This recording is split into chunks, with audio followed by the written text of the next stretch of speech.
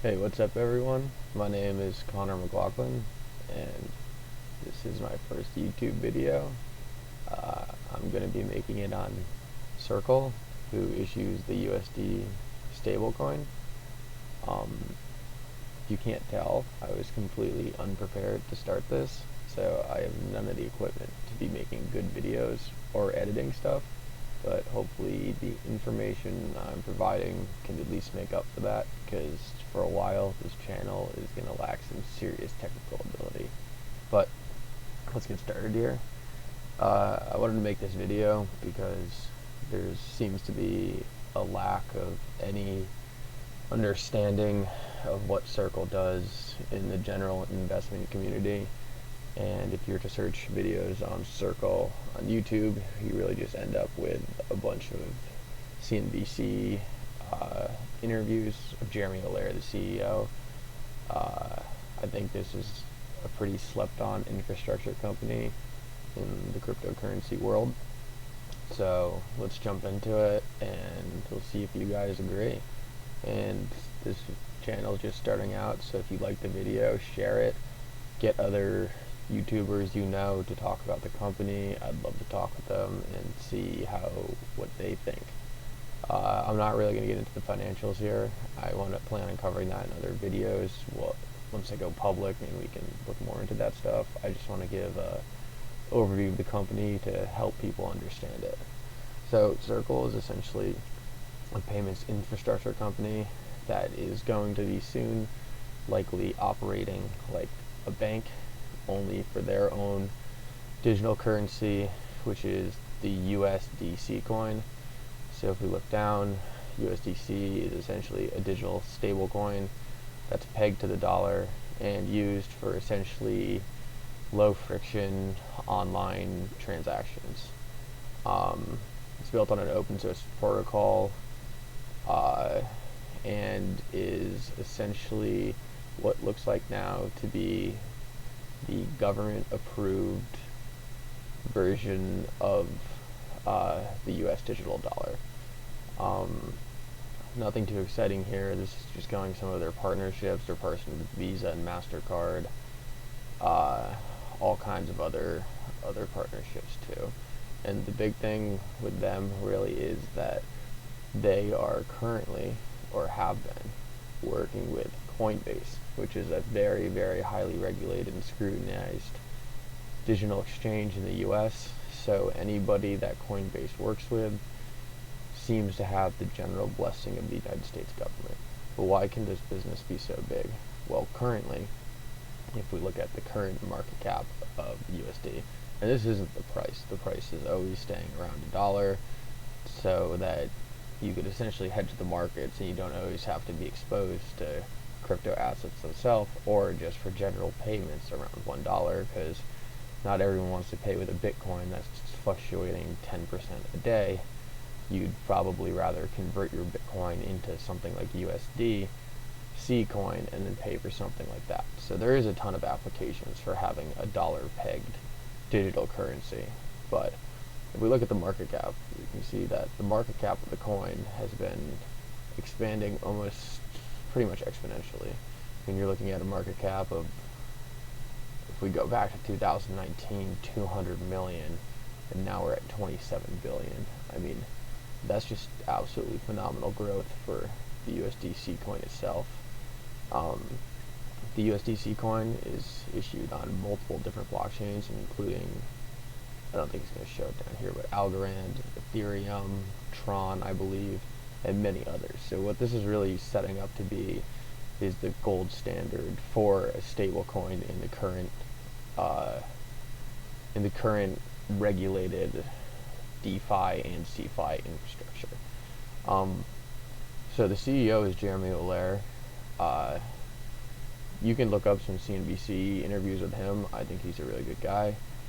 He worked with someone who I have a lot of respect for, which is Brian Brooks, who was the previous comptroller of the currency. And both of them together said this is one of the most important projects that they've ever worked on together, which I think shows how intertwined and just accepted Circle and USDC is in the current framework for the financial system. And one thing that, if you follow crypto markets a lot, is that USDC is not actually the biggest stablecoin in the market.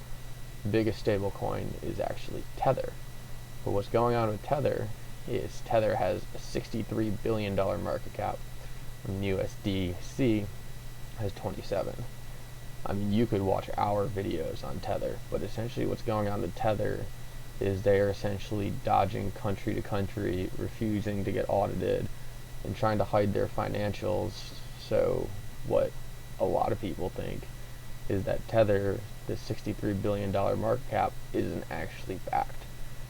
They've never been audited. They are working on out of some bank in the Cayman Islands. I mean, multiple of their CEOs have been caught for fraud before. So I mean, it just doesn't look good.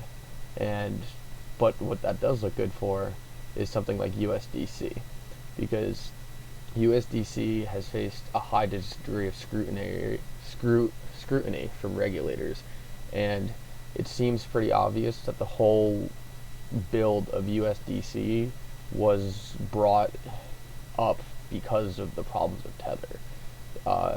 It seems pretty obvious to me that USDC is being positioned to displace Tether and eventually make Tether obsolete, and that would be incredible for the USDC market cap. The other big thing with that is something like Tether that's never been audited, and what many people believe could be a ticking time bomb for the crypto space. It brings more certainty for financial institutions to get into the crypto market. So when you have something that has CEOs convicted of fraud and no proof of reserves and all this other negative stuff going on to it, it makes financial institutions, large ones, very hesitant to get involved in the overall crypto, DeFi, whatever markets.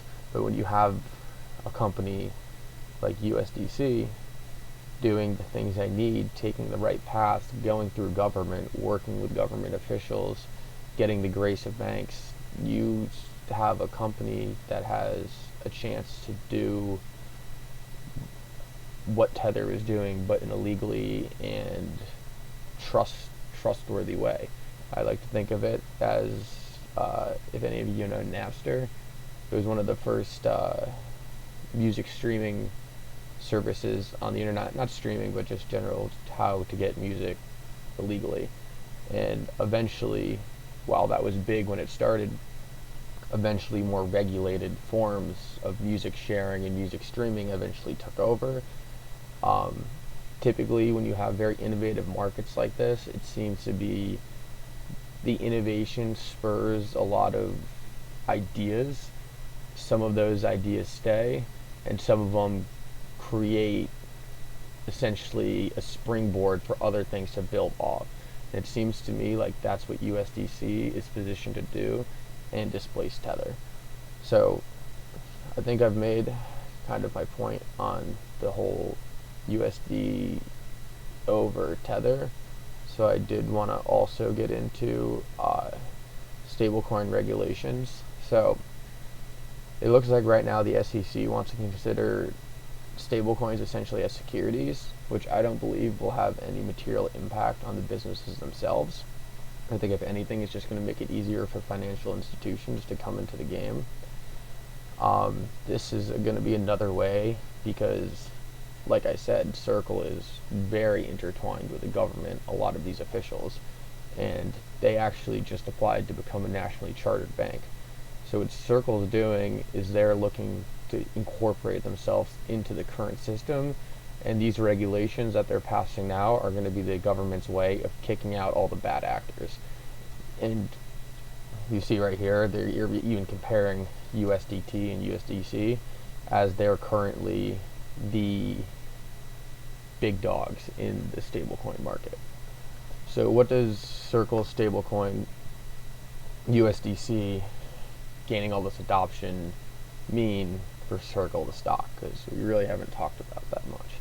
Well, obviously there's not much of a point in throwing your money in USD coin unless you're looking to get yields and hedge other crypto bets and DeFi platforms, but I think that's a whole nother topic.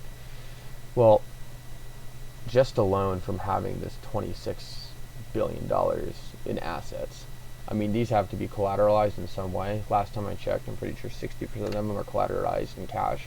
But what they're going to be able to do is lend the underlying assets underneath and make money off of that. So they're going to end up having a massive amounts of reserves, cash, treasuries, bonds, long-term debt, whatever, that they're going to be able to produce a yield off of. And the more money that flows into the USDC coin, the more essentially leverage they have with the amount of money that they can use to do all kinds of stuff. And I mean, they're doing all kinds of amazing stuff with their partnerships with Visa, MasterCard, and just essentially using the USDC token to essentially create a bridge between all these different payment providers. That's also another pretty big topic, but just so you know, a lot of people say, oh, can't you just use Venmo? Can't you just use this? Well, Venmo is a pretty broken system because you can't even transfer your Venmo money to your PayPal account. The problem is with a lot of these payment infrastructures is each one has its own essentially infrastructure. So to connect all of them, you need engineers working on every single side of it to try to connect all these different payment systems, but that takes years and years and years because every single change on one end disrupts the entire thing. When you have a native currency, a cryptocurrency, which is USDC, built on an open source blockchain, then all the third parties just have to connect with that one blockchain. Once everyone's on the blockchain, they're on the same system. When you're on the same system, you can make frictionless payments, and as long as the underlying blockchain protocol is healthy, then the whole ecosystem will be healthy. So that's kind of the advantage you get by having these companies who don't need to do a lot on their side to plug into the system, and that's why you're seeing this exponential growth in the market cap of the coin. There's nothing USDC or Circle really has to do to go push these relationships, because in the end, they're so simple for other companies to come in and partner with Circle and utilize the USDC platform. It's a huge reason I'm so bullish on the space itself. I think there's a whole bunch of cryptos that have their own place, but I think a stablecoin is a very simple infrastructure piece that will be necessary for these markets to work and for the big dogs to come in. And because Circle is not publicly traded yet, but they will be going public during a SPAC, I said we wouldn't focus too much on the financials, but I do want to bring up, I think it's CND stock. Yep. So here's the SPAC right now.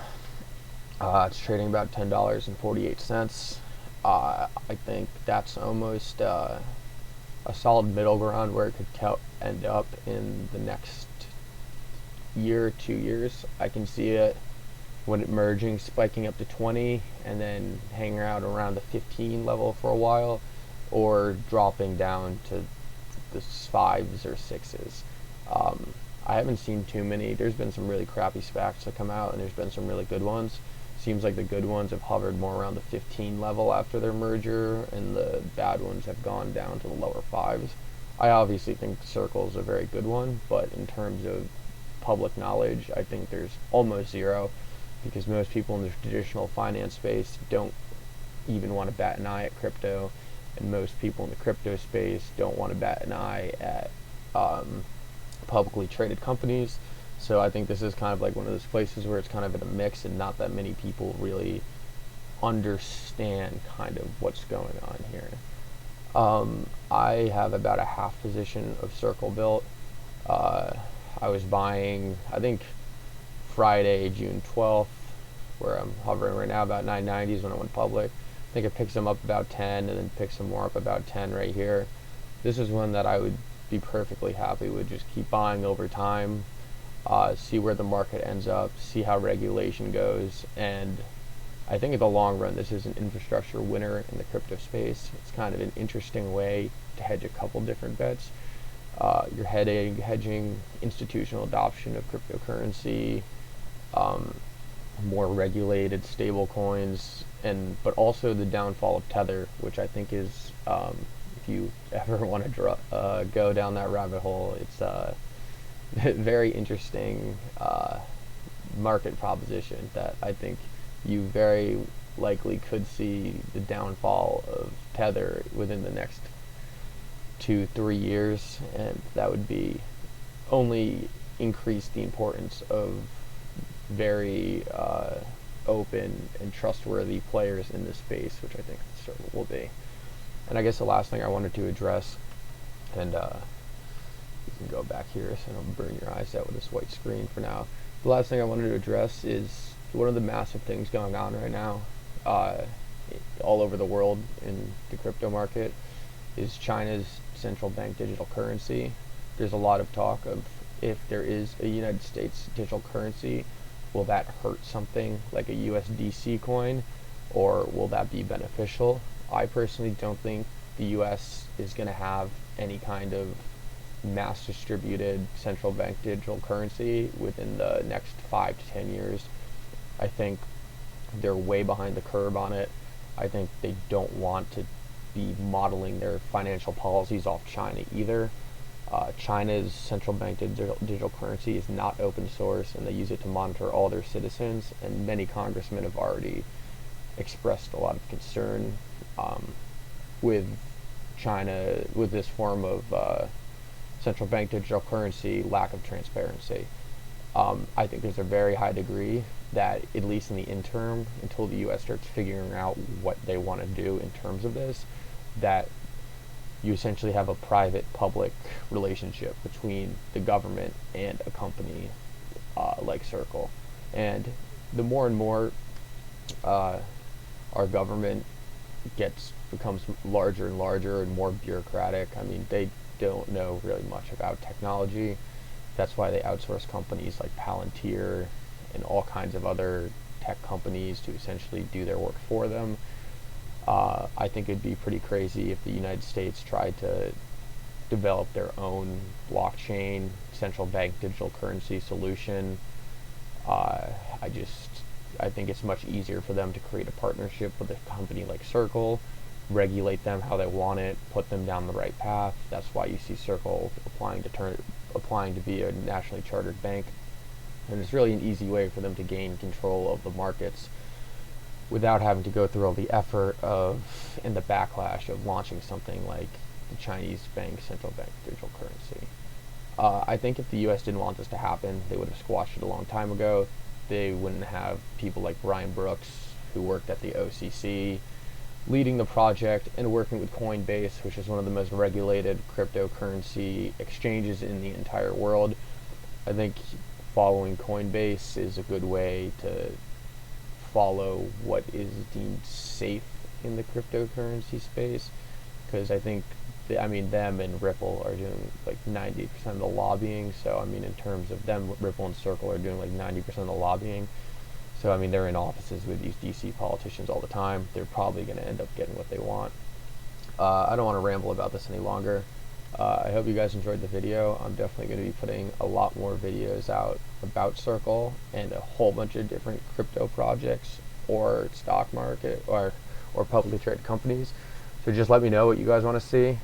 Share this video. Hopefully this first video wasn't too much of a shit show and you guys liked what you saw. But yeah, let me know in the comments. Like the video, share it, subscribe, and come back for more. Thanks.